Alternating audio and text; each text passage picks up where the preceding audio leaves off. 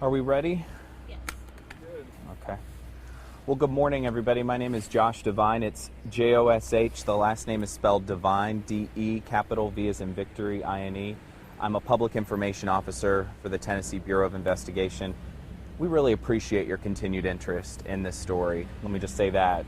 From a PIO to reporters, journalists, and newsrooms across the state, you guys have been fantastic. So thank you so much for your support as we've tried to keep this girl's picture out there in front of the public. We really do appreciate that. It's been a week. It's been 1 week since Carlie Trent was in school. It's been 1 week since Carlie's been with her father, sleeping in her bed, hanging out with her little sister. It's been 1 week since this community has seen Carlie Trent, and you better believe a lot of people want her home, and we want her home as well. And so our work continues this morning, and this work has been tough, it has been grueling, and at this point we have tried our best to sift through more than 1,200 leads that have come in since we issued the original endangered child alert and then subsequently elevated it to an Amber Alert on Thursday morning. More and more leads are coming in, more and more information. The leads that we're receiving right now have law enforcement officers working in 19 states across the country to try to verify whether possible sightings are in fact legitimate sightings. But at this point, there has been no credible sighting of Carlie Trent, Gary Simpson, or the white Dodge conversion van that we've shown you on a couple of different occasions. I do want to take a moment and address some rumors that are out there in the public. Some, frankly, disturbing rumors for us here at TBI. And I think it's pretty much summed up in something that I saw on Twitter about half an hour ago. Someone tweeted one of your stations with this comment: "If Simpson didn't harm Carlie when he had custody, why would he do it now? Question mark. I think he's trying to protect her." If we have not been abundantly clear about this since the get-go, let me take the opportunity to say this as clearly as I possibly can. This was not an innocent camping trip. This was a crime. If I've not been abundantly clear about this, let me do so right now. We realize Gary Simpson is Carlie Trent's uncle by marriage. But we have credible information that Carlie Trent is in imminent danger of serious bodily harm or death. That is why we issued an Amber Alert. We do so judiciously for this very reason. They are reserved for the most serious of cases, and you had better believe this is one of them. I cannot say that perhaps more strongly.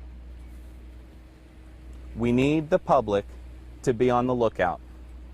We need the public to trust us. When we say this child is in danger, we absolutely mean it.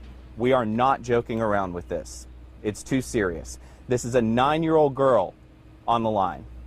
And you had better believe we're doing anything and everything to bring this girl home.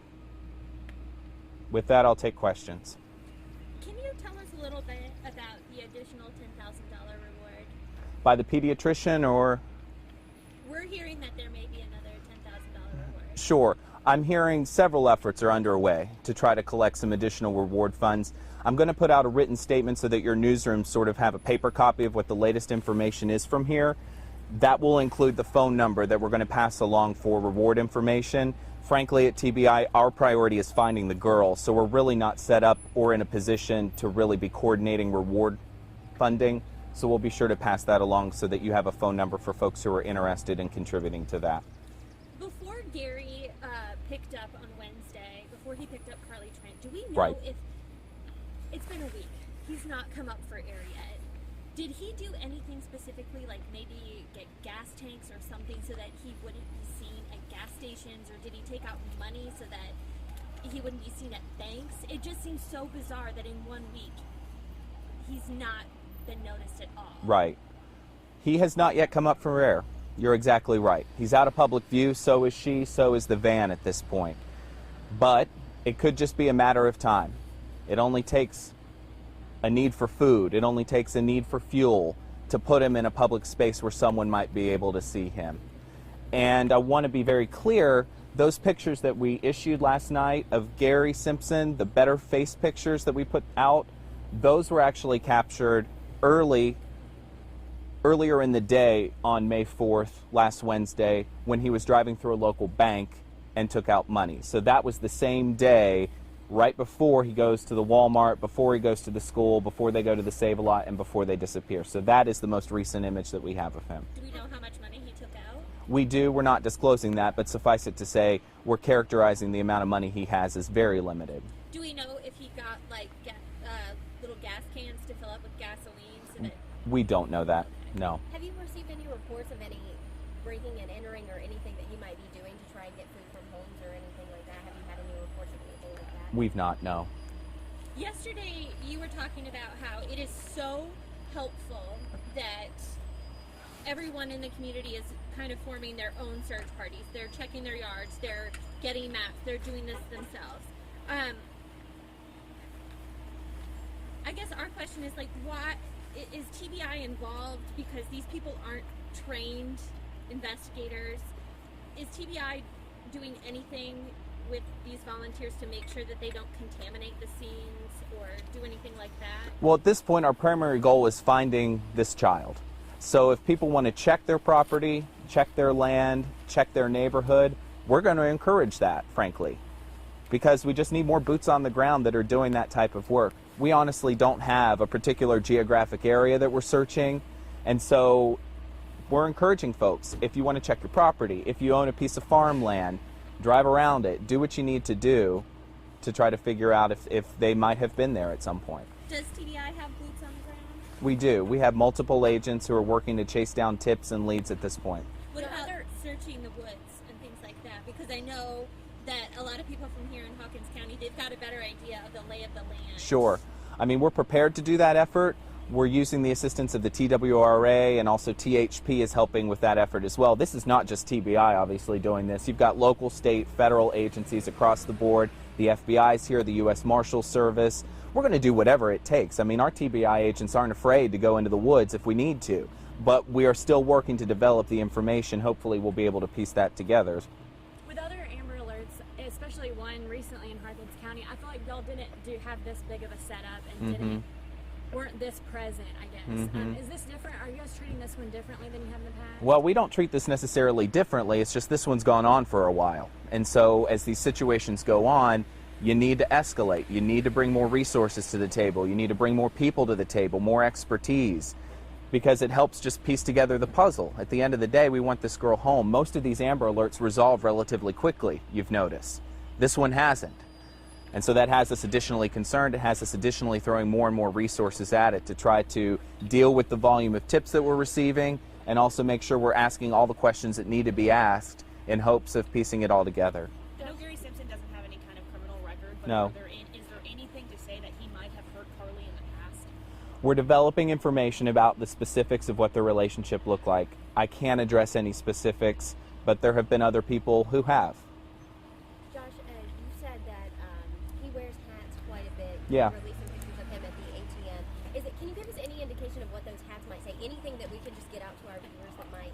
I'll try to have our folks take a closer look at those images to see what we might be able to develop. I haven't heard anything in particular that may be written on the hat that would help piece that together, but we have some capability of enhancing those, so perhaps we'll take a look and see if we can give that to you. Has TBI checked into, like, Carlie has a younger sister, he's got nieces and nephews in the past.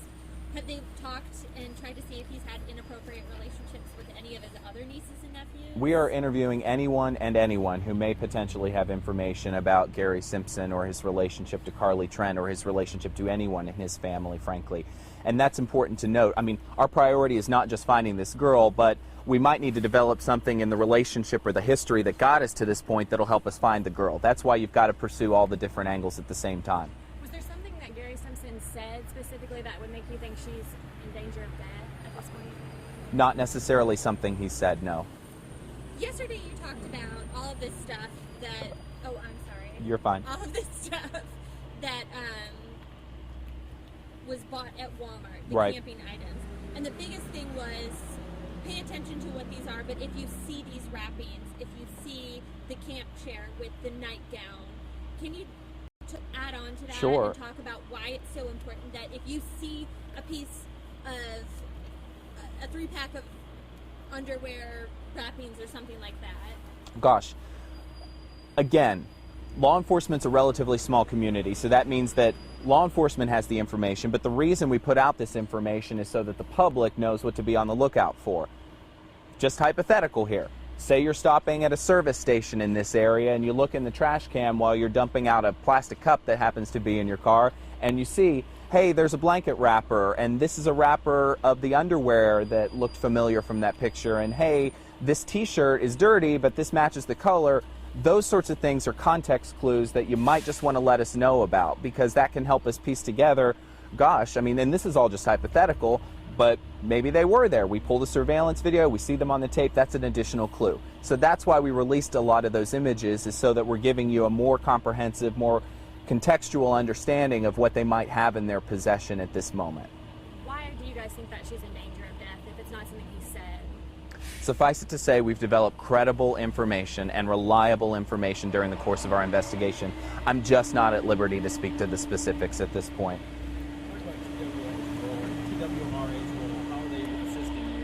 Do you want me to wait for that or go? Was that a wait? Yeah. Okay. I think we're good with it. It's trash day in Rogersville.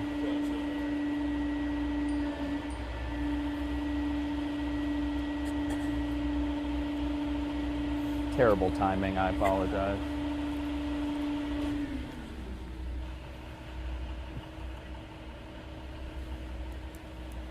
Well, new newscasts are getting close, so let me just say this.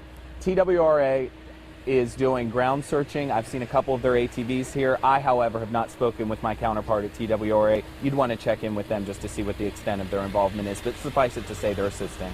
Can you tell us what the U.S. Marshal Service is doing, kind of what their role in this investigation is? Their role is the same as ours, to coordinate information, be additional investigative resources, help pursue leads, all of that working together. It's just bringing more manpower to the table. How is today's rain impacting this search, especially on the ground and also for... Well, certainly it makes it muddier, but it also means that we're not able to do any kind of air searching at this point.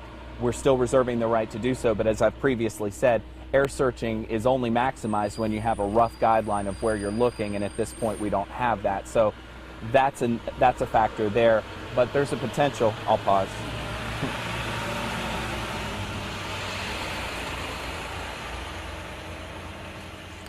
Going to say that there's a potential that the rain might actually drive these two individuals out of hiding. I mean, if they're in an area where they need to get to higher land, say, or out of a muddier area, that might push them up to a main route as they potentially try to travel somewhere else, which might just give someone the opportunity to see something. We know that there is no national Amber Alert. Right. We've gone over this so many times. Right. It feels like there are so many people that are confused about this. Right. Tennessee, especially East Tennessee, we border Kentucky, Virginia, and North Carolina. Right. It's a simple question. Why have we not issued Amber Alerts in Kentucky, Virginia, Sure. And it's a very Carolina? fair question. You know, if I didn't know what the system worked, or if I didn't know how the system worked, I'd be asking the same question. So let me explain it. Every state has a clearinghouse for missing children. The TBI is Tennessee's clearinghouse for missing children. Every state has its own rules and criteria by which they issue Amber Alerts. Those differ from state to state, and there is no such thing as a national Amber Alert. Tennessee and its contiguous states are all sort of similar in that we will not issue an Amber Alert unless there's credible information that the child is actually located in that state. We don't have that for Kentucky, Virginia, or North Carolina at this point. If we did, we would request an issuance of an Amber Alert. But let me say this, all of those states have the information in their hands, and the public in those states is well aware. So an Amber Alert might do some additional things to raise awareness, but plenty of people in those states already know to be on the lookout for this girl. Josh, we know that he's from Rogersville, lived in Rogersville his entire life, but do you know if he has any family anywhere else that he might have gone to? Can you give us any idea of where his family roots might be? Well, his family roots, I believe, are here in Rogersville. Lifelong resident, as you mentioned. Suffice it to say, those are some of the investigative channels that we're pursuing at this point that I just can't speak to. Does he have parents here? I'm unaware of that. What about social media? Because Right. there are people, that's got to be such a big help. Right. Like yesterday you mentioned, everyone from all over the Southeast and then up into the 19 other states. There are people in Michigan, Idaho, Missouri, Florida, New York who know about Carlie simply because of Facebook. Right. Is this a huge